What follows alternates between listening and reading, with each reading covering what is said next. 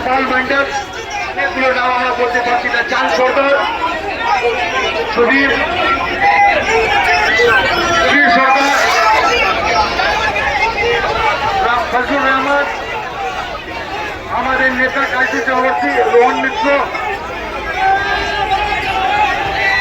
আপনারা সবাই জানেন যে বিজেপি শাসিত রাজ্যতে আমাদের রাজ্যের লোক যে চাকরি করতে গেছে ওদের উপরে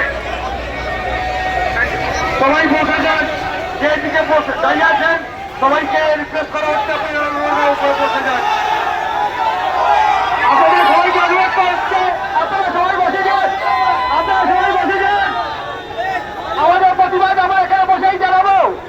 আমাদের নেতৃত্বের কিছুজনকে পুলিশ অ্যারেস্ট করেছে, আপনারা সবাই বসে যান। আমরা এখানে বসেই শান্তিপূর্ণ প্রতিবাদ জানাবো।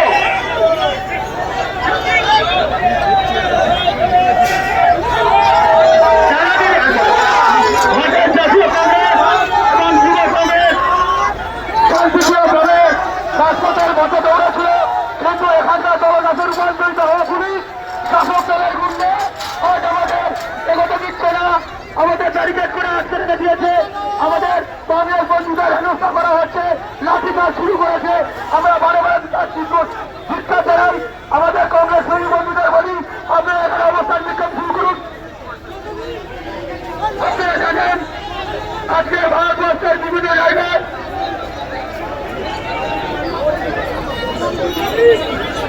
কাশ্মীরের মধ্যে এদিকে আপনারা থাকেন, আমাদের যারা কংগ্রেস বন্ধু আছে তাদের কাছে জমা দিন।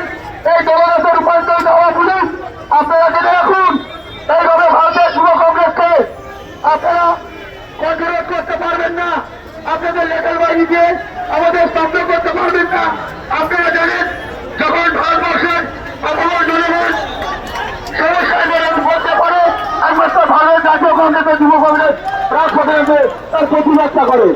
আপনারা জানেন আসাম, হরিয়ানা, উড়িষ্যায় যেভাবে আমাদের বাংলাভাষী মানুষদের উপর অত্যাচার করা হচ্ছে, ডিটেকশন ক্যাম্পে বানানো হচ্ছে, তার প্রতিবাদে আমাদের জেলা যুব কংগ্রেস থেকে শুরু করে এদের যুব কংগ্রেস এবং প্রাক্তন যুব কংগ্রেসের সভাপতি অঞ্জন চক্রবর্তীর নেতৃত্বে যে মিছিল আমরা শুরু করেছিলাম, রাজপথে যাবো, রাজভবনে যাবো, রাজভবনে আমাদের স্মারকলিপি প্রদান করবো। কিন্তু এখানকার দলগাছের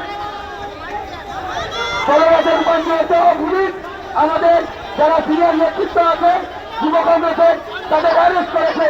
আমরা একটু প্রতিষ্ঠার প্রতিষ্ঠা জানাই।